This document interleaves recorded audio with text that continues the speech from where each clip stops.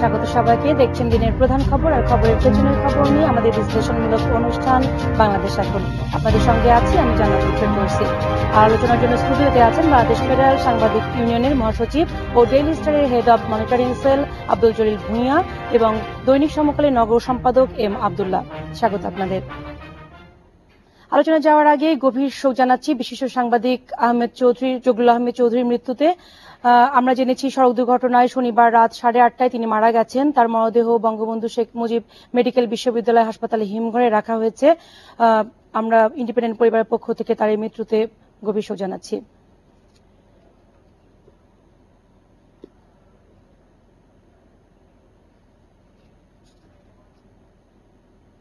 আলোচনা যাবার আগে আমরা দেখে নিচ্ছি গতকালের প্রধান খবরগুলো। বিএনপি নির্বাচনে না আসায় ভালো হয়েছে বলে মন্তব্য করেছেন প্রধানমন্ত্রী শেখ হাসিনা। তিনি বলেন, সংসদের পরিবেশ এখন সুস্থ, সেখানে অশালীন বক্তব্য হয় না, সংসদের প্রতি জনগণের আস্থাও ফিরে এসেছে। অন্তত পার্লামেন্টে এখন ওই খিস্তি খাওয়ার শোনা লাগে না, আজে বাজে অশালীন বক্তব্য আসে না। অন্তত পার্লামেন্টে এখন ভদ্রভাবে চলছে, মানুষের আস্থা বিশ্বাস ফিরে এসেছে, গণতন্ত্র ধারাবাহিক রয়েছে। বিএনপি ডাকে সাড়া দিয়ে জনগণ 5 জানুয়ারির ভোট বর্জন করেছে এমন দাবি করে বিএনপি চেয়ারপারসন বেগম খালেদা জিয়া বলেছেন, সংসদকে আওয়ামী লীগ নিজেদের ঘর বানিয়েছে। তিনি আরো বলেন, আওয়ামী লীগ মুক্তিযুদ্ধের পক্ষের দল নয়, জনগণের পক্ষেও নয়। দেশে এক ব্যক্তির শাসন ব্যবস্থা চলছে। ক্ষমতা আমার কাছে বড় নয়, আমি চাই দেশটাকে বাঁচাতে, দেশের মানুষগুলোকে বাঁচাতে। আমি আন্দোলন করছি দেশে গণতন্ত্রকে ফিরিয়ে আনার জন্য। পার্লামেন্ট তো তাদের নিজেদের ঘর হয়ে গেছে। পার্লামেন্ট তো এখন জনপ্রতিনিধিদের কোনো এটা প্রতিনিধিত্ব করছে না। নির্বাচন কবে হবে তা বাংলাদেশের জনগণই ঠিক করবে, এমন মন্তব্য করেছেন যুক্তরাষ্ট্রের দক্ষিণ ও মধ্য এশিয়া বিষয়ক সহকারী পররাষ্ট্রমন্ত্রী নিশা দেশাই বিসওয়াল। তিনি বলেন, সংকট নিরসনে রাজনৈতিক দলগুলোর মধ্যে সংলাপের বিকল্প নেই।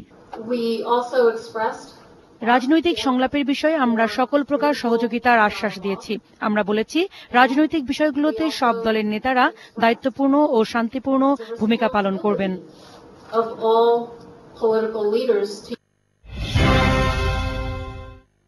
নিশা দেশাইকে 2 আনার মন্ত্রী বলে মন্তব্য করেছেন আওয়ামী লীগের সাধারণ সম্পাদক সৈয়দ আশরাফুল ইসলাম। মার্কিন রাষ্ট্রদূত জ্যান ডব্লিউ মজিনাকে কাজের মেয়ের সঙ্গে তুলনা করে তিনি বলেন, এসব কাজের মেয়েরা বাংলাদেশের ক্ষমতার পরিবর্তন করতে পারবে না। নিশা দেশাই টেলিভিশনে দেখে মনে হলো যে আপনার এই 22-23 বছরের মেয়ে, সামনে মনে হয় যে বেগম খালেদা যে একদম শিশু। হাত পেতে বসে আসেন, ক্ষমতাটা যাতে মিসেস না মিস, এখানে বিয়ের সাথে হয় নাই। এই মিস দেশাই বাংলাদেশের ক্ষমতাটা বেগম জিয়ার হাতে তুলে দেবেন, এই তার আশা। বাংলাদেশ কিন্তু এই অবস্থায় নাই যে কাজের মেয়ে মর্জিনা বাংলাদেশের ক্ষমতা রদবদল করতে পারে, সেই বাংলাদেশ এখন নাই। প্রধানমন্ত্রী ও ছাত্রলীগের সাবেক নেতারা ছাড়া আর কারো বক্তব্যে ছাত্রলীগ বিব্রত হয় না এবং তাদের সংগঠনটির কিছু যায় আসে না বলে মন্তব্য করেছেন ছাত্রলীগের সাধারণ সম্পাদক সিদ্দিকী নাজমুল আলম। বর্তমান কর্মকাণ্ডে ছাত্রলীগের কোনো ইমেজ সংকট হয়নি বলেও মন্তব্য করেন ছাত্রলীগের সভাপতি বদিউল আলম সোহাগ। আগামী 30 এপ্রিলের মধ্যে পার্বত্য চট্টগ্রাম শান্তি চুক্তি বাস্তবায়নে কার্যকর উদ্যোগ নেওয়া না হলে 1 মে থেকে অসহযোগ আন্দোলনের ঘোষণা দিয়েছে পার্বত্য চট্টগ্রাম জনসংহতি সমিতি। এই অসহযোগ আন্দোলন শান্তিপূর্ণ কিংবা সহিংসও হতে পারে বলে জানান জ্যোতিরিন্দ্র বোধিপ্রিয় লার্মা ওরফে সন্তু লার্মা। কায়কোবাদ আকবর, ইন্ডিপেন্ডেন্ট নিউজ, ঢাকা। দেখছিলাম আমাদের টেলিভিশনের প্রধান খবরের কিছু অংশ, চলে যাচ্ছে আলোচনায়। প্রথমেই আব্দুল জলিল ভাই আপনাকে চলে যায় যে আমরা দেখছিলাম যে আমাদের প্রিয় জগলুল আহমেদ চৌধুরী উনি সড়ক দুর্ঘটনায় মারা গেছেন এবং এখন আমরা আমাদের প্রতিবেদক আছেন পিজিতে, আমরা জানবো যে আসলে কি হয়েছিল। আপনারা তো তার সাথে সম্ভবত কাজ করার সুযোগ পেয়েছেন, যদি জগলুল ভাইয়ের সঙ্গে কিছু বলতেন। আমি প্রথমেই জগলুল ভাইয়ের এই মর্মান্তিক মৃত্যুতে বাংলাদেশের সকল সাংবাদিক সমাজের পক্ষ থেকে আমি তার স্মৃতির প্রতি শ্রদ্ধা নিবেদন করছি। আমি জগলুল ভাইকে খুব কাছে থেকে দেখেছি বিভিন্ন কর্মকাণ্ডের মধ্য দিয়ে। সর্বশেষ তার সাথে যে আমার যোগাযোগ ছিল, আমরা বাংলাদেশের যে কমনওয়েলথ জার্নালিস্ট অ্যাসোসিয়েশন বাংলাদেশ যে আছে সেই চ্যাপ্টারের তিনি একজন সদস্য ছিলেন। সেই সুবাদে এবং বিভিন্ন সময় তার সাথে আমি দেশের বাইরে বহু জায়গায় গিয়েছি। সাংবাদিকতায় বাংলাদেশে জগলুল ভাই একটি নাম, তিনি আন্তর্জাতিক বিশ্লেষক ছিলেন। বিশেষ করে তিনি বাংলাদেশের সাথে ভারত এবং ইন্ডিয়া এই উপমহাদেশের রাজনীতি নিয়ে তিনি লিখতেন, তিনি বলতেন আমাদের সেই প্রিয় জগলুল ভাই আর নেই। এটা বিশ্বাস করা যায় না। বাংলাদেশে এই যে সড়ক দুর্ঘটনায় তার মতো একজন মানুষকে প্রাণ দিতে হলো, এর চেয়ে মর্মান্তিক, দুঃখজনক এবং বাংলাদেশের সড়ক ব্যবস্থার যে কি অবস্থা এটা বোঝা যায়। আমি জগলুল ভাইয়ের সাথে বহু দেশ ভ্রমণ করেছি, বহু জায়গায় একসাথে বক্তৃতা করেছি। জগলুল ভাই যে শুধুমাত্র একজন ভালো সাংবাদিক ছিলেন তা নয়, তিনি আমি যেই সংগঠনটি করি সেই সংগঠনটির আনডিভাইডেড ইউনিয়নের তিনি যুগ্ম মহাসচিব ছিলেন। আমি সেই হিসেবেও তিনি সাধারণ সাংবাদিকদের জন্য কাজ করেছেন। শেষ পর্যন্ত তিনি সাংবাদিক হিসেবেই থেকেছেন। এটা একটা গৌরবের ব্যাপার। আর সবচেয়ে লজ্জার ব্যাপার হচ্ছে যে বাংলাদেশের এমনি একটি অবস্থায় যে সরকারেরকে আমি জানাবো যে এখান থেকে একটা শিক্ষা নিতে হবে যে জগলুল ভাইয়ের মতো লোক যে কিভাবে সড়ক দুর্ঘটনায় মারা গেল, কত লোক যে জীবন দিচ্ছে, কত লোক যে পঙ্গু হয়ে যাচ্ছে, কোনো দিকে খেয়াল নেই। ড্রাইভারদের কি ধরনের শাস্তি থাকা উচিত। এই যে হাইকোর্ট যে আপনার একটি রায় দিয়েছে 7 বছর, এদের মৃত্যুদণ্ড হওয়া উচিত। কেন তাদের মৃত্যুদণ্ড হবে না? কেন জগলুল ভাইয়ের মতো লোক সড়ক দুর্ঘটনায় মারা যাবে? এটা বিশ্বাস করা যায় না। সাংবাদিক সমাজ এটা মানতে পারে না। আমরা এই সাংবাদিক সমাজের পক্ষ থেকে তাকে যেভাবে জীবন দিতে হলো, আমরা সরকারের কাছে দাবি হচ্ছে যে এর একটা ব্যবস্থা নিতে হবে। যে বাসটি কাজ করেছে, যে ড্রাইভার, এটার সাথে তাদেরকে মৃত্যুদণ্ড দিতে হবে, তাদের দৃষ্টান্তমূলক শাস্তি দিতে হবে। না দিলে পরে তাদেরকে আর রক্ষা যাবে না। আমি আজকে এই জায়গাটিতে বসে আমি এসেছিলাম এখানে আলোচনা করার জন্য, কিন্তু যেই মর্মান্তিক ঘটনা দিয়ে আমাকে শুরু করতে হলো, এটা আমার কাছে সাংঘাতিক মর্মাহত। আমি এটা সহ্য করতে পারছি না আসলে। আমরা ইমাদুল ভাই আপনার কাছে যাব, তার আগে একটু দেখে আসি, আমাদের প্রতিবেদকের কাছ থেকে বিস্তারিত জানতে চাই। সাংবাদিক জগলুল আহমেদ চৌধুরী মরদেহ বঙ্গবন্ধু শেখ মুজিব মেডিকেল বিশ্ববিদ্যালয় হাসপাতালের হিমঘরে রাখা হয়েছে। সেখানে আছেন আমাদের সহকর্মী নাদিম মাহমুদ। আমরা সরাসরি চলে যাচ্ছি সেখানে। নাদিম, আপনি এই দুর্ঘটনার বিষয়ে আসলে কি জানতে পেরেছেন? কখন, কিভাবে ঘটলো এবং হাসপাতালের কি অবস্থা এখন?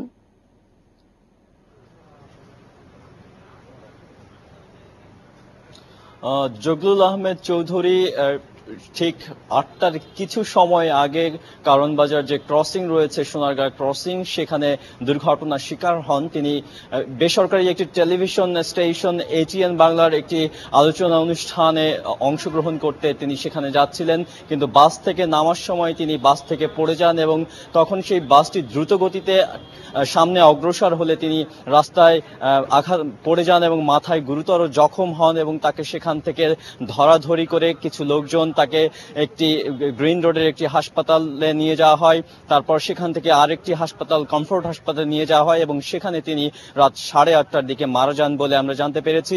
এবং তারপর তাকে এই বঙ্গবন্ধু শেখ মুজিব মেডিকেল বিশ্ববিদ্যালয়ে নিয়ে আসা হয় এবং তার মরদেহ এখন এখানকার হিমঘরে রাখা হয়েছে।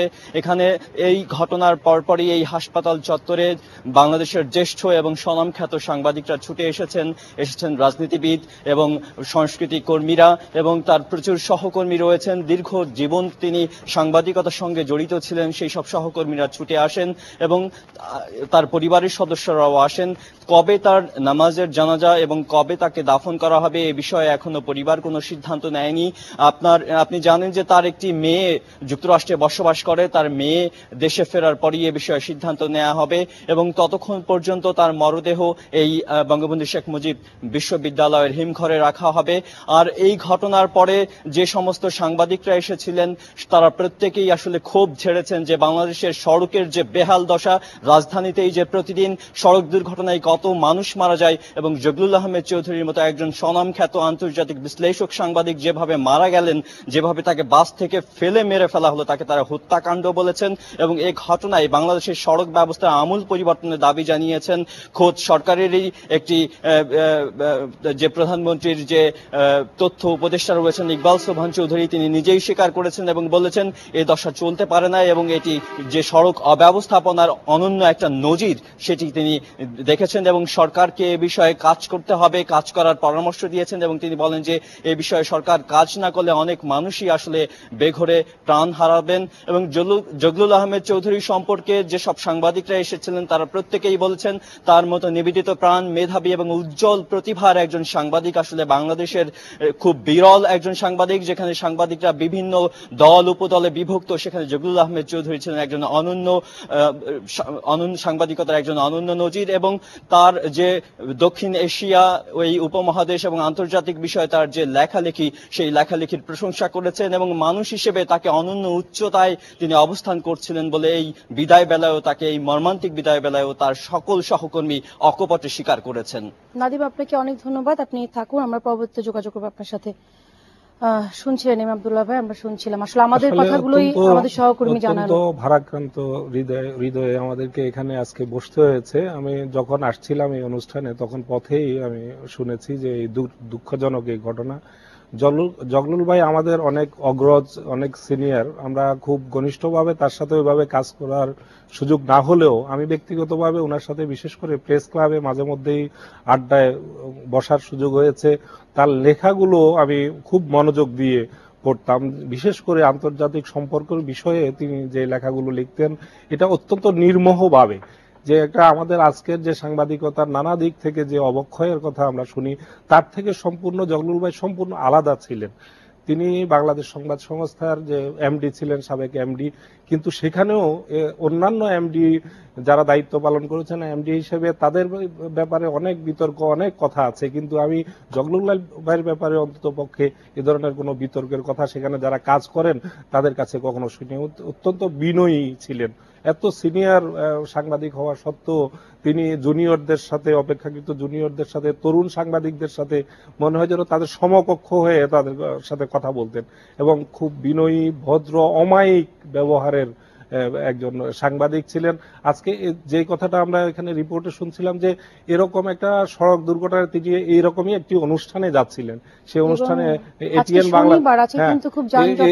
বাংলার একটি অনুষ্ঠানে এরকম একটা টকশোতে যাওয়ার সময় এই মর্মান্তিক দুর্ঘটনাটি ঘটেছে। তো আমরা কোথায় আছি এই ঘটনার মধ্য দিয়ে আমাদের প্রমাণ হয় যে আমরা ঘর থেকে বের হলে আমাদের নিরাপত্তাহীনতাটা কতটা প্রকট, এই জায়গাটাতে আমাদের কিন্তু জোর দেওয়ার মানে প্রয়োজন রয়েছে। আমরা দেখছি রাস্তায় নামলে হয় ছিনতাইকারীর কবলে, না হলে হাইজেকারের কবলে, না হলে সড়ক দুর্ঘটনায় আমাদেরকে প্রাণ দিতে হবে। এই অবস্থা থেকে আমাদের এটার শেষ কোথায়? আমাদের মনে হয় এটা যারা দায়িত্বে আছেন, সরকার পরিচালনা করেন, তাদেরকে এটা গভীরভাবে ভাবার প্রয়োজনীয়তা রয়েছে বলে আমি মনে করি। আমি তার প্রতি, আমি বিশেষ করে বিএফইউজের সিনিয়র সহসভাপতি হিসেবে আমাদের সংগঠনের পক্ষ থেকে, সকল সংবাদকর্মীর পক্ষ থেকে, সাংবাদিকদের পক্ষ থেকে তার প্রতি আমি গভীর শ্রদ্ধা জানাচ্ছি এবং আমি আমার মনে হয় তার প্রতি শ্রদ্ধা জানানোর জন্য প্রেস ক্লাবে নিশ্চয়ই আনা হবে। আমরা সেখানে সব সাংবাদিক সেখানে একত্রিত হব। আরেকটা জিনিস সেখানে বলা দরকার যে যেই জায়গাটিতে আপনার দুর্ঘটনা ঘটেছে এটা কিন্তু কোনো ডেজিগনেটেড স্টপেজ না। এই যে বাংলাদেশের সড়ক, যে আমাদের প্রতিবেদক যে কথাটি বলছিল, যে জায়গাটিতে ঘটনা ঘটেছে এই জায়গাটিতে কিন্তু যেভাবে মানুষ দাঁড়িয়ে থাকে, যেভাবে বাসগুলি আসতে থাকে, এই যে একটা অব্যবস্থা, এই অব্যবস্থার ইমিডিয়েটলি আজকে আমরা এই অনুষ্ঠানের মাধ্যমে সরকারের কাছে দাবি রাখতে চাই, আমরা জোর গলায় বলতে চাই যে এটা ইমিডিয়েট ব্যবস্থা করতে হবে। ওই জায়গাতে কোনো ক্রমেই স্টপেজ রাখা যাবে না। এর আগে আপনি জানেন যে বাংলা মোটরে আপনার আমাদের একজন সিনিয়র সাংবাদিক ইউসুফ পাশা আপনার এইরকম সড়ক দুর্ঘটনায় মারা গিয়েছিল। এই যে ঘটনাগুলো ঘটছে আজকে জগলুল ভাই প্রেস ক্লাবের সামনেও সাংবাদিক সড়ক দুর্ঘটনায় একটা কোর্ট আছে পঙ্গু হয়ে যাওয়া। আমরা আবারও ফিরবো, একটু আমাদের একটা ছোট বিরতি নিতে হচ্ছে, নিচে 40 সেকেন্ডের বিরতি, সঙ্গে থাকুন।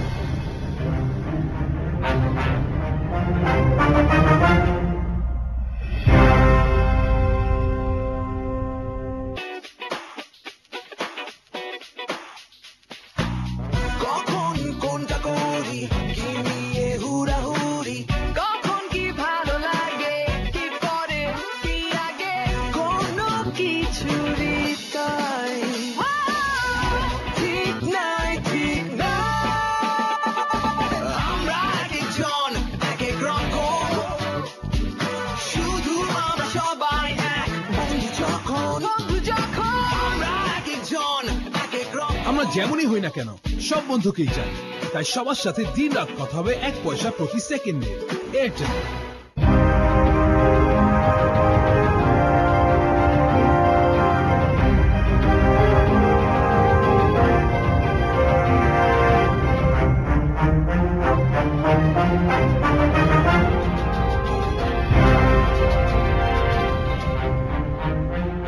বিরতি পর ফিরে এলাম, দেখছেন বাংলাদেশ এখন, চলে যাচ্ছে আলোচনায়। আপনি শেষ যে করছেন। কথাটা আমি বলছিলাম যে জগলুল ভাই সবসময় আমাদেরকে বলতেন, ঠাট্টা করে বলতেন যে জলিল গরিবের রিক্রিয়েশন কি? গরিবের রিক্রিয়েশন হচ্ছে ঘুম। আমরা একবার যখন অস্ট্রেলিয়া যাচ্ছিলাম তখন সিঙ্গাপুর এয়ারলাইন্সে এই এয়ারপোর্টের মধ্যে আমাদের প্রায় 7 ঘন্টার মতো বিরতি ছিল ওই জায়গাতে। আজকে আমার মনে পড়ছে যে সেই জায়গাটাতে আব্দুল কাইয়ুম মুকুল, আপনার প্রথম আলোর যে যুগ্ম সম্পাদক আছেন তিনি, আমি, শফিকুল বাসার চপল, এরা অনেক সিনিয়র জার্নালিস্ট, হাসান শাহরিয়ার আমরা ছিলাম। তো ওনারা ঘুমিয়ে গেলেন এবং বললেন যে গরিবের রিক্রিয়েশন হচ্ছে ঘুম। আজকে জগলুল ভাই এমন ভাবে ঘুমালেন যে তার কথাটি আজকে এমন ভাবে বারবার তার কথাটি মনে হচ্ছে আমার বিভিন্ন জায়গায় তার আমার কি জানার বিষয় ছিল, উনি কি খুবই সাদামাটা জীবন যাপন করতেন? ওনার কোনো নিজস্ব গাড়িও তিনি নেই? খুবই সাদামাটা জীবন যাপন করছেন। আমাকে যদি বলেন একজন ভালো মানুষের কথা যদি জিজ্ঞেস করেন, আমি বলবো জগলুল ভাই একজন ভালো মানুষ। তিনি যেরকম ভাবে একজন ভালো সাংবাদিক ছিলেন, সেরকম ভালো মানুষ ছিলেন। আমরা একই ডিপার্টমেন্টের ছাত্রও ছিলাম। তিনি রাজনৈতিকভাবে অত্যন্ত সচেতন ছিলেন, একজন সচেতন মানুষ ছিলেন এবং রাজনীতির ছাত্র হিসেবেও তিনি রাজনীতি সম্পর্কে জানতেন এবং ছাত্র জীবনে তিনি ছাত্র সংগঠন করতেন এবং বিভিন্ন রাজনীতি ইডিওলজিক্যাল ব্যাপারে তার কাছে অনেক কিছু শেখার ছিল। যেমন সাংবাদিকতার শিক্ষক তিনি ছিলেন, সাংবাদিকতা শেখাতেন।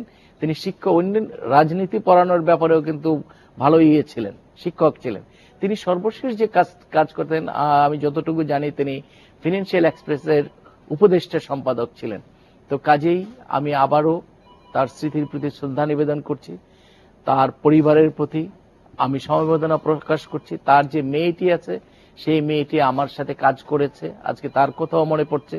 তার কাজেই আমি কি বলে যে আমি শোক প্রকাশ করবো, দুঃখ প্রকাশ করবো, বলার কিছু নাই। দুর্ঘটনা বলি হতে না হয়। নিশ্চয়ই আমরা আমাদের পরের যে বিষয়গুলো ছিল, আসলে এত ভারাক্রান্ত একটি খবরের পরে আমাদের আজকে কিন্তু দুই নেত্রী, আমাদের এখন তার বিরোধী দলীয় নেত্রী নেই, আমাদের আসলে অভ্যস্ত হয়ে গেছে। প্রধানমন্ত্রী এবং বেগম খালেদা জিয়া দুজনেই সফর করেছেন এবং দুজনেই তাদের বক্তব্য দিয়েছেন। যথারীতি পাল্টাপাল্টি বক্তব্য ছিল। কিছু বিষয়ে দুজনে একই রকম কথা বলেছেন, যেমন শেখ হাসিনা বলেছেন দেশের মানুষের উন্নয়নে তারা কাজ করছেন, খালেদা জিয়া একই কথা বলেছেন। এবং শেখ হাসিনা একটি কথা যে বলেছেন যে খালেদা জিয়াকে দেশদ্রোহিতার অভিযোগে তাকে আসলে বিচার হয়, দেশের মানুষ তার বিচার করবেন, কারণ তিনি যুদ্ধাপরাধীদের হাতে পতাকা তুলে দিয়েছেন। বেশ কিছু বিষয়ে আজকে বিবিআনা হবিগঞ্জে উনি মেডিকেল কলেজ করার ঘোষণা দিয়েছেন। তবে বলেছেন যে লেখাপড়ার দিকে নজর দিতে হবে। বিএনপি নেত্রী যেমন লেখাপড়া নজর নেই, তিনি ঠিক তার উল্টো অবস্থানে আছেন, বাংলাদেশ উন্নয়নের রোল মডেল বলেছেন। এরকম যথারীতি আমরা যে রাজনৈতিক বক্তব্যগুলি দেখি সেগুলি আসলে এসেছে আজকে বক্তব্য। ব্যাপারটি হচ্ছে কি যে আমাদের দেশের প্রধান দুইজন নেতা তারাই দেশের রাজনীতিটাকে নিয়ন্ত্রণ করেন, এটাকে অস্বীকার করার কোনো উপায় নেই। আজকে যে বক্তব্যগুলো এসছে, বক্তব্যগুলো অনেক ক্ষেত্রেই দেখা যায় যে এই বক্তব্যগুলো তাদের মুখ দিয়ে না আসাটাই ভালো। আমাদের রাজনৈতিক সংস্কৃতিতে এর যে প্রভাব পড়লে আমাদের রাজনীতির অনেক ক্ষতি হয়। তারা অত্যন্ত দায়িত্বশীল মানুষ, তারাই দেশ পরিচালনা করেন অল্টারনেটিভ ওয়েতে। কাজেই তাদের কাছে আমাদের বক্তব্যগুলো, তাদের কাছে আশা করব যে তারা এমন বক্তব্য দেবেন যে বক্তব্যে দেশের নাগরিকরা আক্রমণগুলি আসলে খুব, সেটাই আমি বলছি যে তাদের বক্তব্যগুলো আপনার এমন বক্তব্য হওয়া উচিত যেই বক্তব্যগুলির সামনে নিয়ে আমাদের দেশের নাগরিকরা সুনাগরিক হতে পারে, দেশ পরিচালনার ক্ষেত্রে ভবিষ্যৎ নাগরিক যারা আছে তারা যেন এগিয়ে যেতে পারে, এটা হচ্ছে প্রত্যাশা। পাশাপাশি আজকে প্রধানমন্ত্রী যে কতগুলো কথা বলেছেন, যে তিনি উন্নয়নের কথা বলেছেন, ইলেকট্রিসিটি কি পর্যায়ে ছিল, আজকে কি পর্যায়ে এসছে, এই কথাগুলি তার বক্তব্য আমি মনে করি এটা প্রশংসনীয়। এই ধরনের বক্তব্যই আসা উচিত, ব্যক্তিগত কোনো আসা উচিত না। আমি খালেদা জিয়ার যে বক্তব্যটা আছে সেই জায়গাতেও আমি একই কথাই বলতে চাই।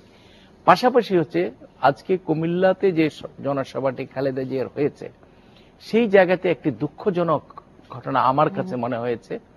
সেটা হচ্ছে যে তার জনসভা যখন চলছিল, আমাদের দেশের কনভিক্টেড ওয়ার ক্রিমিনালসদের ছবি আজকে ব্যানার আজকে কুমিল্লার শহীদ মিনারে আগের জনসভাতেও দেখেছি। তো এই যে জিনিসগুলো আছে, রাজনীতি করতে যে যদি আমরা এদেরকে প্রশ্রয় দেই, যেই দেখ, এটা আওয়ামী লীগ দেখ আর বিএনপি দেখ, আজকে যে ঘটনাগুলি ঘটলো, এটা আমাদের দেশের স্বাধীনতা, সার্বভৌমত্ব, আমাদের দেশের স্বাধীনতার জন্য যারা জীবন দিয়েছে, আত্মাহুতি দিয়েছে, তাদের প্রতি অশ্রদ্ধা ছাড়া আর কিছু না। এর বাইরে আমি মনে করি যে এই ওয়ার ক্রিমিনালদের প্রতি আমাদের সতর্ক থাকা উচিত বলে আমি মনে করি। এই জায়গাটাতে আমাদের খুবই খুবই সতর্ক থাকতে হবে, কারণ আমরা যদি এই ধরনের কার্যক্রম করি তাহলে আমাদের দেশে যারা শহীদ আছে, যারা মুক্তিযোদ্ধা আছে, যেমন আমার যে গ্রাম, আমার আমাদের গ্রামটি কিন্তু পুড়িয়ে দিয়েছে। আমাদের গ্রামে আপনার প্রায় 247 জন 274 জন লোকের মতো আমার গ্রামে মারা গেছে। কোথায় এটি? এটা কেরানীগঞ্জে। আমাদের গ্রাম হচ্ছে ভাওয়াল মনোহরিয়া গ্রাম। একই দিনে 14টা গ্রামকে পুড়িয়ে দিয়েছে। ঘাটারচর যে আছে, সেই ঘাটারচরে যেটা কাদের মোল্লার বিরুদ্ধে অভিযোগ ছিল, তদন্ত যে সংস্থা তারা গিয়েছিল ঘাটারচরে। তো এই যে বিষয়গুলো আছে, আজকে যদি আমি যুদ্ধ অপরাধীদের ছবি দেখি শহীদ মিনারে, যারা কোনোদিন শহীদ মিনারে যান না, শহীদ মিনারকে মনে করেন তারা যে এটা তাদের শত্রু, কাজে এই ধরনের ঘটনা যেন না ঘটে, আমাদের নেতাদের এইদিকে সতর্ক হওয়া উচিত বলে আমি মনে করি। আচ্ছা, আমরা আপনার কাছে আসবো, তবে একটা বিরতির পর। দেখছেন বাংলাদেশ এখন, ছোট্ট বিরতি নিচ্ছি, ফিরছি একটু পর।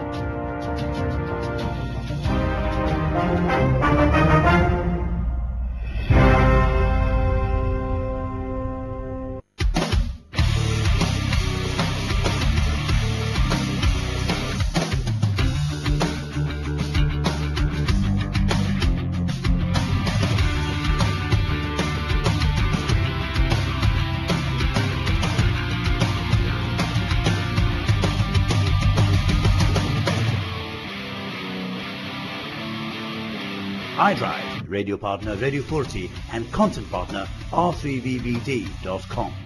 আপনি আজকে দেখে দাও কুইজের বিজয়ী।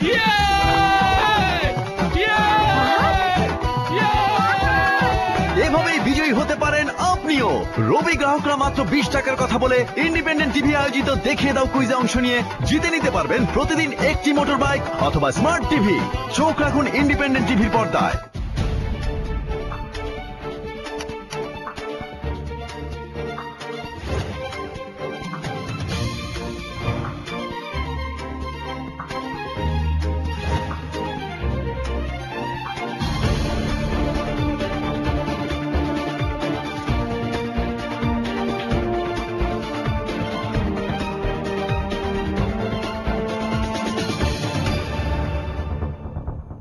অর্থনীতি সারাদিন, সৌজন্যে এসএলএম গ্রুপ। প্রতিদিনের প্রয়োজনীয় কাজগুলোর বিনিময়ে আমরা আসলে কি পাই? কোনো উপহার, অন্তত একটা ধন্যবাদ। অথচ রবি আপনাকে দিচ্ছে মাত্র 10 টাকা ব্যবহারে একটি মোবাইল হ্যান্ডসেট জিতে নেবার সুযোগ। প্রতিদিন আমরা থাকছি আপনার সাথে সকাল 11:57 থেকে রাত 8:57 পর্যন্ত, প্রতি ঘন্টায় নতুন নতুন কুইজ নিয়ে। তো ফোন ওঠাও, দেখিয়ে দাও। সকাল 11:57 থেকে রাত 8:57 এবং গ্র্যান্ড প্রাইজ উপরে রাত 9:40 আমার সাথে দেখতে থাকুন ইন্ডিপেন্ডেন্ট টেলিভিশন।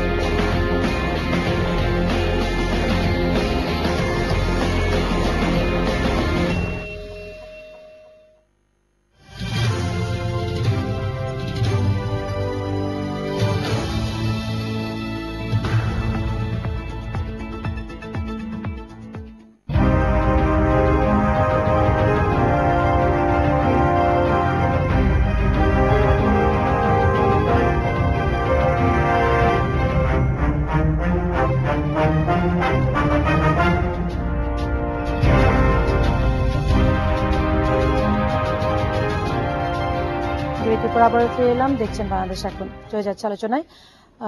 আপনার কাছে প্রশ্ন ছিল যে বিএনপি আজকে খালেদা জিয়া কুমিল্লা জনসভায় বলেছেন যে 5 জানুয়ারি বিএনপি ডাকে সাড়া দিয়ে জনগণ ভোট বর্জন করেছে এবং সংসদকে আওয়ামী লীগ নিজেদের ঘর বানিয়েছে।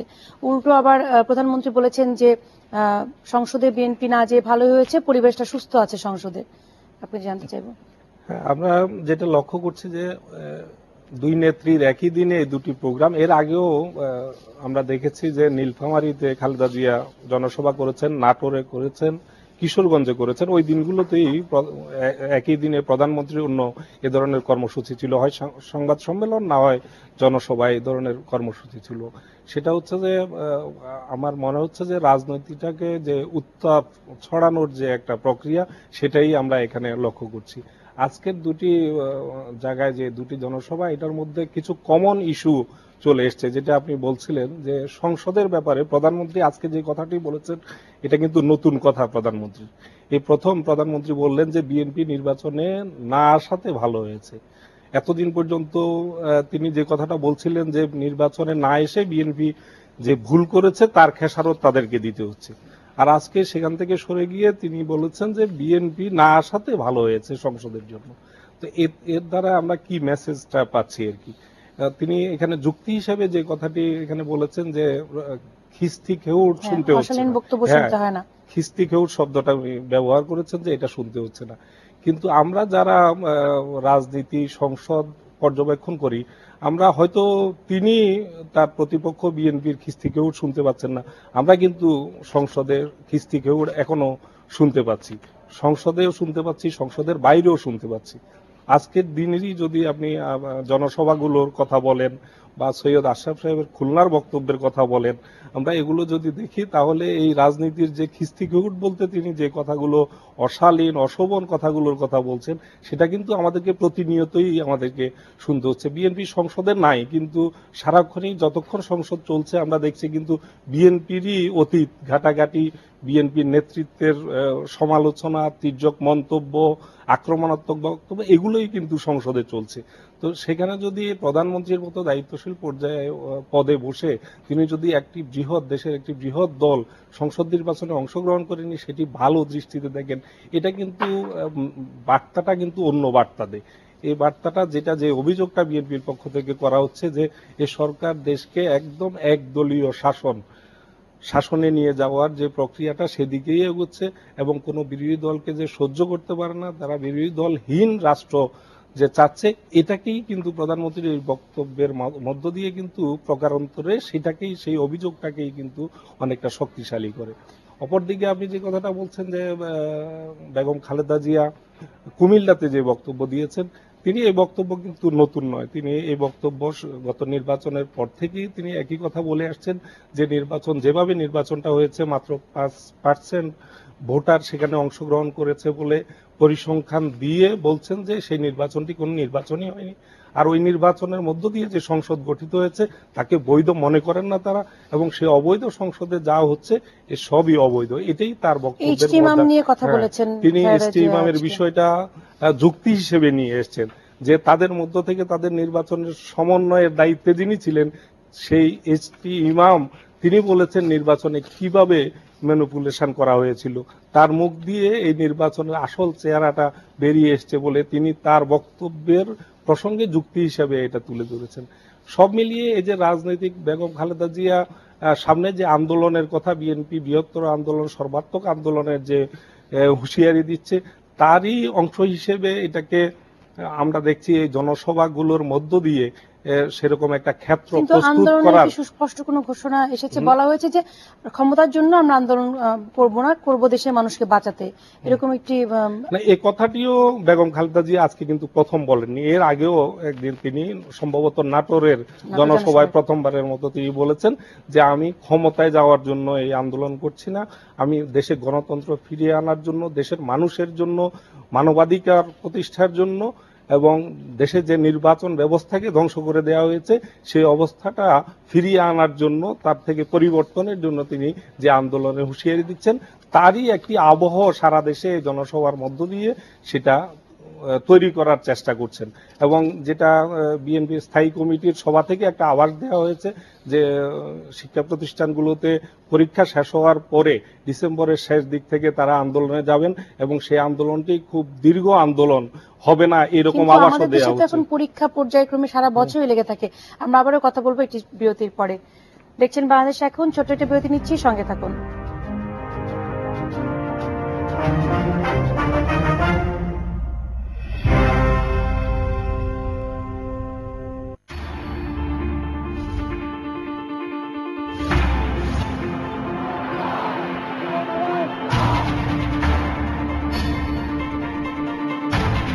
We need to protect civilians in Gaza and in Israel.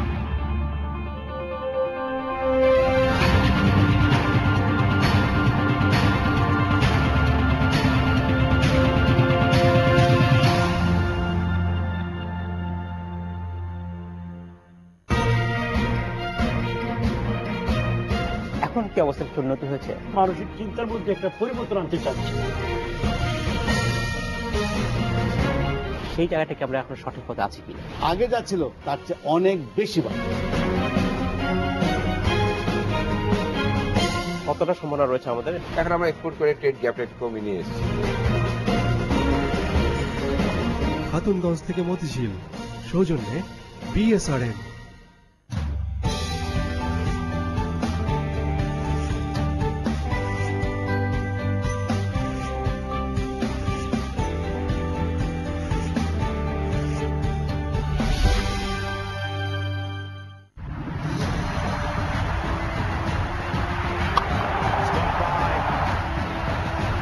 Before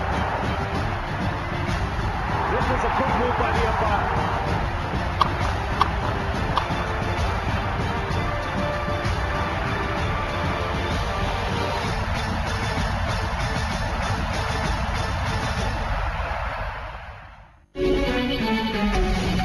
দেখিয়ে দাও, powered by Robi, gift partner TVS, wardrobe partner মু মারিয়া, মেকওভার পার্টনার ফিগারিনা।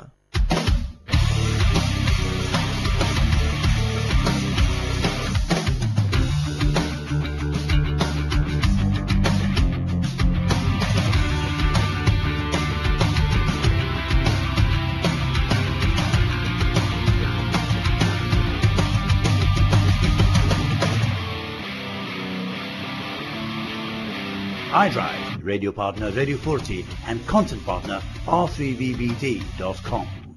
প্রতিদিনের প্রয়োজনীয় কাজগুলোর বিনিময়ে আমরা আসলে কি পাই? কোনো উপহার, অন্তত একটা ধন্যবাদ। অথচ রবি আপনাকে দিচ্ছে মাত্র 10 টাকা ব্যবহারে একটি মোবাইল হ্যান্ডসেট জিতে নেবার সুযোগ। প্রতিদিন আমরা থাকছি আপনার সাথে সকাল 11:57 থেকে রাত 8:57 পর্যন্ত, প্রতি ঘন্টায় নতুন নতুন কুইজ নিয়ে। তো ফোন ওঠাও, দেখিয়ে দাও। সকাল 11:57 থেকে রাত 8:57 এবং grand prize of the day রাত 9:40 আমার সাথে। দেখতে থাকুন ইন্ডিপেন্ডেন্ট টেলিভিশন।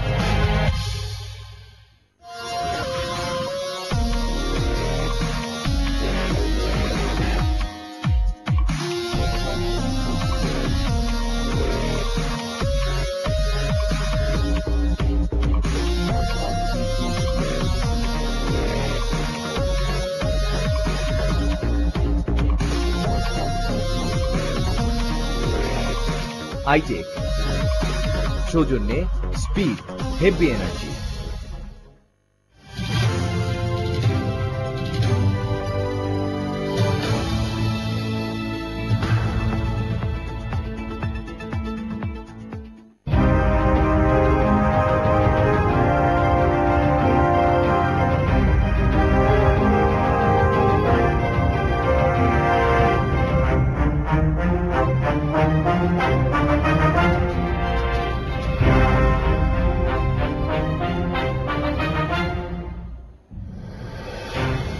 আরেকবার ফিরে এলাম, কথা বলছিলাম দুই নেত্রী বেগম খালেদা জিয়া এবং শেখ হাসিনার বক্তব্য নিয়ে।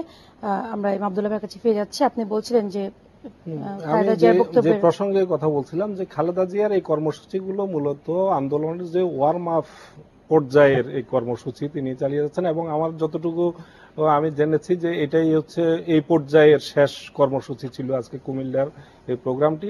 এরপরে ঢাকায় একটি মহাসমাবেশ করে আন্দোলনের কর্মসূচি ঘোষণার কথা ভাবা হচ্ছে, এরকম ভাবা হচ্ছে বলে আমরা জেনেছি। তো সেখানে উনি আরেকটা কথা বলেছেন, যেটা এর আগেও বলেছেন কিন্তু এভাবে সুনির্দিষ্ট করে বলেননি। আজকে বলেছেন যে সামনের যে আন্দোলন হবে সেই আন্দোলনে তিনি নিজে অংশগ্রহণ করবেন, নেতৃত্ব দিবেন উপস্থিত থেকে। এবং সে আন্দোলনে আজকে যেটা আরো যোগ করেছেন সেটার সাথে, যে পুলিশ যে কথায় কথায় গুলি করে, যে আমি নিজে আন্দোলনের সামনের কাতারে থাকবো, দেখি কিভাবে গুলি করে। এটা একটা এটা একটা নতুন ধরনের তার বক্তব্য এসছে।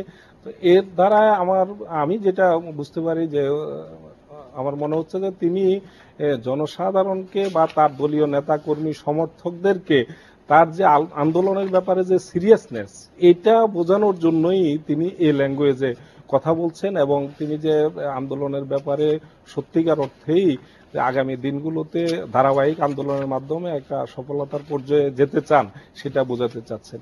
আর প্রধানমন্ত্রী এবং বেগম খালেদা জিয়ার বক্তব্যকে যদি আমরা পাশাপাশি রাখি, তাহলে আমরা দেখব যে দুজনের কণ্ঠেই কিন্তু আক্রমণাত্মক ভাষা ছিল। দুর্নীতির প্রসঙ্গে দুইজনকেই অভিযুক্ত করেছেন। খুনি হিসেবে প্রধানমন্ত্রী বলেছেন বিএনপির 2 গুণ সন্ত্রাস, দুর্নীতি আর মানুষ খুন।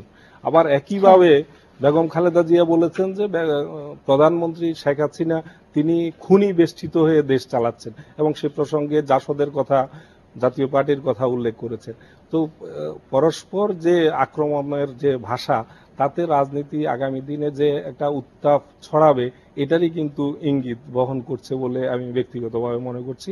এবং সেটা আমার মনে হয় যে ডিসেম্বরের 3য় সপ্তাহ থেকেই যে পরিকল্পনা করা হচ্ছে ধারাবাহিক আন্দোলনের, এবং বলা হয়েছে যে আন্দোলন স্বল্প সময়ের মধ্যে এই আন্দোলনের ফলাফল নেওয়ার জন্য তারা চেষ্টা করবেন, যেটা স্থায়ী কমিটির সবার পরে যেটা জানা গেছে, যে জানুয়ারি, ফেব্রুয়ারি বা মার্চের দিকে তারা একটি নির্বাচন চান। আর এরই মধ্যে আপনারা লক্ষ্য করেছেন যে নিশা দেশাই, সেই প্রসঙ্গটা যদি আসে আমরা পরে আলাপ করব, যে বিষয়গুলো এটার সাথে যোগ হচ্ছে। আজকে সৈয়দ আশরাফ উনি বলেছেন যে নিশাকে 2 আনার মন্ত্রী বলেছেন, এবং বলেছেন যে ড্যান মজিনার প্রসঙ্গে বলেছেন যে কাজের মর্জিনা, এবং উনি বলেছেন টেলিভিশনে বারবার খালেদা জিয়ার সাথে কেন দেখানো হচ্ছে নিশা দেশাইয়ের বৈঠক। আপনার কাছে যেতে চাই যে আমি এর আগে একটু আমাদের যে কথাটি নিয়ে আলোচনা করছিল, আমাদের প্রধানমন্ত্রী আরেকটা কথা বলেছে, সেটা হচ্ছে যে 5ই জানুয়ারির যে নির্বাচন হয়েছে, সেই নির্বাচন যদি না হতে পারে, আমাদেরকে, বাংলাদেশের মানুষকে, এবং আমাদের নেতা যে খালেদা জিয়া আছে তার কাছেও বলেছেন যে থাইল্যান্ডের উদাহরণ তিনি দিয়েছেন, যে ওই রকম অবস্থার দিকে তিনি যেতে চাইছেন কিনা, এই ধরনের বক্তব্য দিয়েছেন। আর আন্দোলন বাংলাদেশের মধ্যে আপনার কি ধরনের আন্দোলন হতে পারে, কি হয় অতীতের, এই তো আছেই। একমাত্র জামাতি আছে যারা নাকি সহিংস আন্দোলনটা করতে পারে, এবং সহিংস আন্দোলন করলেই পরে কিছুটা সব বন্ধ হয়ে যায়, এরকম একটা সৃষ্টি হয়। আর বাংলাদেশের রাজনীতিবিদরা এখন আন্দোলনের হরতালের কথাও যদি বলি, তারা ঘোষণা দিয়ে বাসায় ঘুমায়। কিন্তু আমরা সহিংস আন্দোলন চাই, আন্দোলন ধরনটা সেটা পাল্টে যাওয়া উচিত। হ্যাঁ, এই ধরনের জায়গা থেকে আমাদের ফিরে যেতে হবে, আমাদেরকে একটা পজিটিভলি আমাদের এগোতে হবে। আমাদের দেশের স্বাধীন হয়েছে 43-44 বছর, এখনো যদি আমরা নেগেটিভ পলিটিক্স করি তাহলে পরে কিন্তু আমাদের হবে না। মানে আপনি কি বিএনপি আন্দোলনটাকে নেগেটিভ পলিটিক্স বলছেন? আমি নিশ্চয়ই মনে করি যে তারা যে কথাগুলো বলতেছে এটা কিন্তু আপনার কোনো পজিটিভ পলিটিক্স না, নেগেটিভ পলিটিক্স। এটাকে আমাদের, যদি আমরা if you believe in democracy, তাহলে ডেমোক্রেসির যে চর্চাটা আছে, সরকারি দলে যারা আছেন এবং বিরোধী দলে যারা আছেন উভয় পক্ষকে এই চর্চাটি করতে হবে। যদি এই চর্চাটি করা না হয় তাহলে পরে গণতন্ত্রের কথা বলে তো লাভ নাই। গণতন্ত্রের যেমন আমাদের দলে নাই, আমাদের আচরণে নাই, এই গণতান্ত্রিক চর্চাটি আমাদেরকে নিয়ে আসতে হবে, তাহলেই পরে ডেমোক্রেসি। আমি যে এখন যে কথাটি আপনি আসছিলেন, যে দেখেন মার্কিন যুক্তরাষ্ট্রের যে আপনার উপপররাষ্ট্র মন্ত্রী যে এসছেন, তিনি ইন্ডিয়ান অরিজিন, যে কথাটি আপনার আওয়ামী লীগের সাধারণ সম্পাদক, তিনি যেভাবে বলেছেন, এটা একজন দায়িত্বশীল লোক হিসেবে, একজন ভালো রাজনীতিবিদ হিসেবে এইভাবে তিনি বলতে পারেন না, বলা উচিত না। তিনি এসছেন আমাদের দেশে, তিনি আমাদের অতিথি, আমাদেরকে সেইভাবেই সম্মানটা করা উচিত। তারপরেও আমি বলবো যে মার্কিন যুক্তরাষ্ট্রের যে আপনার রাষ্ট্রদূত আছেন, ওনার যে আচরণটা, উনি প্রায় তার যতটুকু আচরণ করা উচিত তার চেয়ে অনেক বেশি তিনি চলে যান। তার ডিপ্লোম্যাটিক একটা বিহেভিয়ার আছে, সেই বিহেভিয়ারের মধ্যে উনি থাকেন না। উনি বক্তব্যটা এমন ভাবে দেন যেটা মনে হয় যে একটি দলের মুখপাত্র হিসেবে কাজ করেন। আসলে সেই জায়গাটিতে তাকে ওই আচরণটা তার অবশ্যই বদলাতে হবে। তার যে বিভিন্ন সময় বক্তব্য আমরা দেখেছি, এই বক্তব্যটা মনে হয়েছে যে একটা রাজনৈতিক বক্তব্য, ওয়ান সাইডেড, তিনি একটা সাইড নিয়ে নিয়েছেন এরকম মনে। তবে আজকে যে এই যে বক্তব্যটি মার্কিন উপপররাষ্ট্রমন্ত্রী করেছেন, সেটা আমি বরং তিনি বলেছেন যে নির্বাচন কবে হবে, কি হবে, এটা এই দেশের মানুষ আপনার ঠিক করবে। এটা আমি মনে করি দিস ইজ ভেরি পজিটিভ, এবং তাদের বক্তব্যগুলি এইরকমই হওয়া উচিত। আমাদের দেশে কি হবে, আমরা কি করব, আমরা ঝগড়া করব, আমরা গণতন্ত্র চাই কি চাই না। যেমন এতক্ষণ আমরা যেটা আলোচনা করছিলাম যে আমাদের দুইজন নেতার কথা, এই দুইজন নেতার কথা আমরা ডিসাইড করব আমরা কি করব। তারা কে আমাদেরকে বলার? আমরা কি তাদের দেশে যাই, তাদের রাজনীতির ব্যাপারে আমরা কথা বলি? তারা কেন আমাদের এটা? আজকে আপনার যে সমস্ত বিষয় নিয়ে তারা কথা বলে, তাদের তো এই সমস্ত বিষয় নিয়ে কথা বলার কথা না, গণতন্ত্রের কথা বলে। তারা যে সমস্ত দেশকে, আজকে আফগানিস্তানে কি হয়েছে, আমাদের দেশে এসে গণর কথা, আফগানিস্তানে ওনারা কি করেছেন, পাকিস্তানে ওনারা কি করেছেন, আজকে সারা মিডল ইস্টে তারা কি করছেন। এই যে তারা আচরণগুলি করছে, এটা কি গণতান্ত্রিক আচরণ? ওই দেশে আজকে তারা জঙ্গিবাদের কথা বলছেন, জঙ্গিবাদের বিপক্ষে বলছেন, কিন্তু জঙ্গিবাদের পক্ষেই তো তারা কাজ করছে। আজকে সারা পৃথিবীতে তালেবানের সৃষ্টি কারা করেছে? তারা করেছে। আপনার এই যে সশস্ত্র যে বিভিন্ন জায়গায় যে ইয়েগুলো হচ্ছে, এই যে ইসলামিক স্টেট বলে বিভিন্ন, আপনারা জানেন যে মিডল ইস্টে কি হচ্ছে, আফগানিস্তানে কি হচ্ছে, পাকিস্তানে কি হচ্ছে, এদের অস্ত্রদাতা কারা, এদের ফাইন্যান্স কারা করছে? এরা। আপনারা আমাদেরকে, আমরা অনুরোধ করব তারা যেন আমাদের ব্যাপারে নাক না গলিয়ে, তারা নিজেদের ব্যাপারে গলাক, আমাদেরকে পজিটিভলি আমাদের গণতন্ত্রকে সুসংগত করার জন্য আমরা কি করতে হবে সেই দিকে যদি পজিটিভ কোনো সাজেশন থাকে, কিন্তু ওয়ান সাইডেড হলে পরে হবে না। ড্যান মজীনার বিষয়ে যদি কথা হচ্ছিল, সৈয়দ আশরাফ বলেছেন যে কদিন আগেও উনি খালেদা জিয়া ছিলেন দুতিয়াল হিসেবে কাজ করছেন ড্যান মজীনা, বিএনপি কে ইঙ্গিত করে। আমি সেই প্রসঙ্গে আসার আগে আমি জলিল ভাইয়ের সাথে একটু দ্বিমত করে নিচ্ছি। তিনি বলেছেন যে এদেশে সহিংস আন্দোলন করতে পারে জামাত। আমার মনে হয় এদেশে আমরা যারা সচেতন নাগরিক আছি, আমাদের কাছে সহিংস আন্দোলন বলতে যা বোঝায়, তার যদি চ্যাম্পিয়নের যে ট্রফিটা যদি মুকুট যদি কাউকে দিতে হয়, তাহলে এটা আওয়ামী লীগের কিন্তু প্রাপ্য। আমরা দেখেছি এই তত্ত্বাবধায়কের জন্য আন্দোলনের নামে এই দেশে কি হয়েছে, 2006 সালের 28 অক্টোবর কি হয়েছে পল্টন মোড়ে। তো এগুলোকে যদি সহিংস আন্দোলন বলা না হয়, তাহলে সহিংস আন্দোলনের নতুন সংজ্ঞা তৈরি করতে হবে। সহিংস আন্দোলন থেকে ফিরে আসতে সেটা আমরা সবাই চাই, কিন্তু সেটা একটি দলের উপর যদি আপনি দিলেন, তাহলে আরেকটা পার্ট আপনি আড়াল করার সুযোগ আছে বলে আমি মনে করি না। এখন আপনি যে প্রসঙ্গ নেশা দেশাই বা মজিনা, ড্যান মজিনার ব্যাপারে, আসলে বর্তমান সরকারের মন্ত্রীদের যে বডি ল্যাঙ্গুয়েজ, তাদের যে ভাষা, এটা আমরা একের পর এক দেখছি। তারা কদিন আগেও আমরা যে লতিফ সিদ্দিকীর বিষয়টা এখনো কিন্তু বাসি হয়নি, এরকম একটা অবস্থা। অর্থমন্ত্রী তো রাবিশ, খবিশ এইসব শব্দ হরদম ব্যবহার করে যাচ্ছেন সবার ব্যাপারে। এর আগেও আমরা বিভিন্ন মন্ত্রীকে, সমাজ কল্যাণ মন্ত্রী সাংবাদিকদের নিয়ে কি ধরনের মন্তব্য করলেন আপনারা দেখলেন।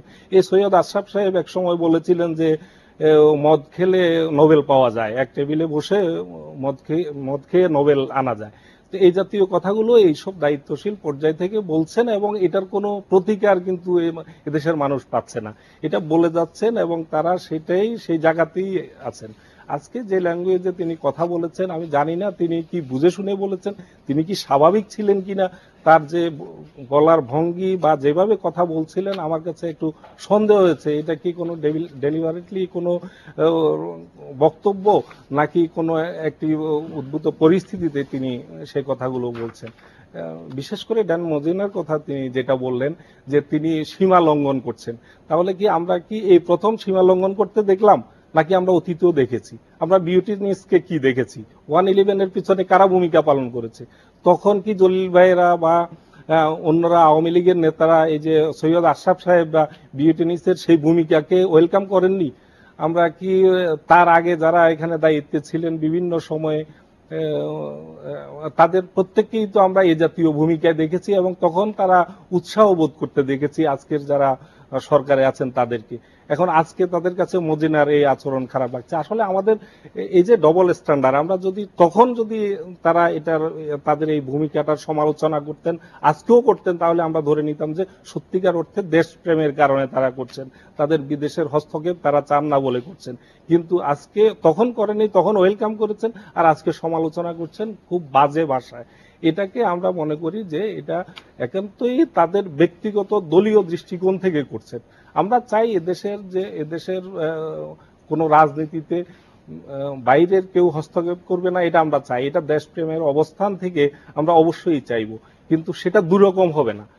এক এক আমলে হস্তক্ষেপ করা যথার্থ হবে, আরেক আমলে তাদের এই আচরণ গ্রহণযোগ্য হবে না, এমনটা যাতে না হয়। আমি মনে করি যে জলিল ভাই এই ব্যাপারে নিশ্চয়ই একমত হবেন যে আমি কিন্তু একমত যে আমরা চাই যে আমাদের দেশে যারা বিভিন্ন দেশের রাষ্ট্রদূতরা আছেন তারা আচরণটা তাদের মতো করে একজন ডিপ্লোম্যাট যেভাবে করবেন সেভাবেই করবেন। আমি কিন্তু কোন পার্টিকুলার ইয়েতে বলিনি। আমাদের অভ্যন্তরীণ বিষয়গুলো তো ইন্টারফেয়ার না আমরা হেরিকে টমাসের কথাটা বলেন, আপনি আজকে ড্যান মদিনার কথা বলছেন, হেরিকে টমাসের সময় কি হয়েছে? হেরিকে টমাস কি করেন? সাহেবের বক্তব্যটাকে তার কন্টেন্টস কে সাপোর্ট করলেও যেভাবে দ্য ওয়ে হি স্পোক, তিনি যেভাবে মজিনার কথা বলেছেন এবং আজকে আমাদের একজন গেস্ট এসছে তারকে যেভাবে বলেছে, আমি সেটা সাপোর্ট করিনি। কিন্তু তারা যেভাবে আচরণটা করে সেই ব্যাপারটা আপনি অতীতে একজন রাষ্ট্রদূত করে তাকে আমি সাপোর্ট করি না। আমাদের দেশের মধ্যে আপনার পার্লামেন্টের মধ্যেও যেমন ধরেন একজন নেতা, তখন একজন আমাদের দেশের ছাত্র আন্দোলনের প্রধান তোফায়েল আহমেদকে আপনার বেয়াদব বলেছিল, তোফায়েল আহমেদের মতো লোককে বেয়াদব বলেছিল। তো এইগুলো আচরণ আছে আমাদের রাজনীতিবিদদের। আমি সেই কথাটাই বলেছি যে আমি কোন এই রাষ্ট্রদূতরাই দাওয়াত দিলে সৈয়দ আশরাফদেরকে আমরা দেখেছি কিভাবে ছুটি, না এটা সবাই করেছে। সাইফুর রহমানকে আমি দেখেছি, তিনি মারা গেছেন। আমি তো সব রাজনৈতিক দলের নেতাদেরকে আমরা রাইট, এটা থেকে আমাদের বিরত থাকতে হবে। আমরা যদি বিরত থাকি তাহলে পরেই কেবল আমরা এগিয়ে যেতে পারবো। আমরা একটু ছোট্ট করে ছাত্রলীগের প্রসঙ্গে যেহেতু আসলে আচরণের কথা, ছাত্রলীগ আজকে প্রেস ব্রিফিং করে বলেছেন, নাজমুল আলম বলেছে সাংবাদিক প্রশ্ন যে প্রধানমন্ত্রী ছাড়া কারো কথা কিছু যায় আসে না ছাত্রলীগের, এবং তারা বিব্রত নয়। সংক্ষেপে দুজনের কাছে একটা জিনিস দেখুন, ছাত্র রাজনীতি নিয়ে, ছাত্র রাজনীতি আগে যা ছিল, অর্থাৎ আপনার 90-এর আগে যে ছাত্র রাজনীতি ছিল, এখনকার ছাত্র রাজনীতি এক না। রাজনীতি আমার ব্যক্তিগত অবজারভেশন হচ্ছে যে ছাত্ররা যে এখন রাজনীতি করে, ছাত্রদের বিষয়ে কোনো রাজনীতিটা নাই। তাই বইয়ের দাম বেশি কেন, কাগজের দাম বেশি কেন, কলমের, এই সমস্ত বিষয়গুলো তাদের মধ্যে নাই। যেহেতু আপনার আজকে বিভিন্ন শিক্ষা প্রতিষ্ঠানে ছাত্র সংসদের নির্বাচন হয় না, পিক করে লিডারশিপ তৈরি করা হয়। পিক করে লিডারশিপ তৈরি, পিক আপ করলে আপনার যা হয় তাই, কারণ আমার পছন্দ মতো আমি লিডার বানিয়েছি। লিডার তো হয় নাই, আগে ডাকসু নির্বাচন হয়েছে, কে পাশ করেছে, ফেল করেছে, কিন্তু লিডারশিপ তৈরি হয়েছে। আজকে সেটা হচ্ছে না। ফলে যা হবার, তারা যে বক্তব্য বলেছে যে প্রধানমন্ত্রী যেটা বলেন এবং তাদের ছাত্র নেতারা, তাদের মানে আমাদের, আপনি আগের তোফাইলের কথা আমি বললাম, আপনি এরপরের যে মাহমুদুর রহমান মান্না, আখতারুজ্জামান, আপনার ওবায়দুল কাদের, আমি যদি এই সমস্ত লিডারদের কথা বলি আর এখনকার লিডারদের কোয়ালিটি সম্পর্কে যদি আমি বলি, তাহলে পরে ডিফারেন্স আছে। এবং ছাত্র রাজনীতি করার জন্য যে পড়াশোনাটা দরকার, ইডিওলজিক্যাল ইন্টিগ্রেশন যেটা দরকার, সেটা আজকে খুব বেশি দেখা যায় না। ফলে আমার কাছে মনে হয়েছে জাতীয় রাজনীতি যেমন লাভ লোকসানের ব্যাপার হয়ে আজকে দাঁড়িয়েছে, ছাত্র রাজনীতিটাও সেরকম। ফলে বক্তব্যটা এরকমই, দায়িত্ব না নিয়ে কথা বললে তো হবে না। যে ঘটনাগুলো ঘটছে সেই ঘটনার দায়িত্বটুকু তাদেরকে নিতে হবে। এটা শুধু ছাত্রলীগ না, সবার ক্ষেত্রে, ছাত্র দলও, আপনার ছাত্র দলের কমিটি নিয়ে কি হয়েছে, আপনার এই যে আমি সকল ছাত্র রাজনৈতিক সংগঠনগুলোকে আমি বলবো যে শিখতে হবে অতীত থেকে। আমাদের আচরণটা সুনাগরিক হওয়ার ক্ষেত্রে আমাদের এগিয়ে যেতে হবে। আপনাদের দুজনকে আমাদের সাথে থাকার জন্য ধন্যবাদ। সময় শেষ হয়ে এসেছে, আপনাকে আরেকটু ছাত্র রাজনীতি সম্পর্কে আপনি সে একমত? হ্যাঁ, আমি অবশ্যই একমত, যেটা গত কয়েকদিন ধরেই তো এ নিয়ে আলোচনা হচ্ছে। আসলে যদি শিক্ষাঙ্গনে যদি একচ্ছত্র আধিপত্য প্রতিষ্ঠার এই ব্যাপারটা না থাকতো তাহলে তাদেরকে এই অবস্থানে তারা যেতে পারত। সেখানে ভারসাম্য থাকলে, যদি ছাত্র সংসদ থাকতো, একটা ভারসাম্যপূর্ণ অবস্থান থাকতো, তাহলে নিজেরা নিজেদেরকে গুলি করে হত্যা করতে হতো। তখন হয়তো মাঝে মধ্যে প্রতিপক্ষের সাথে সংঘর্ষ হতো, কিন্তু একটা ভারসাম্যপূর্ণ অবস্থা থাকতো। সমস্ত শিক্ষাঙ্গনগুলো এক দলের কাছে যখন কক্ষিগত হয়ে গেছে, তখনই এখন নিজেদের মধ্যে ভাগবাটোয়ারা নিয়ে সবসময় আমরা তাই দেখি, সবসময় যখন যে দল আসে তখন। আপনার দুজনকে অনেক ধন্যবাদ আমাদের সাথে থাকার জন্য। আপনাকেও ধন্যবাদ। শেষ করছি বাংলাদেশ এখন। দেখা হবে আগামীকাল একই সময়ে। ভালো থাকবেন, শুভরাত্রি।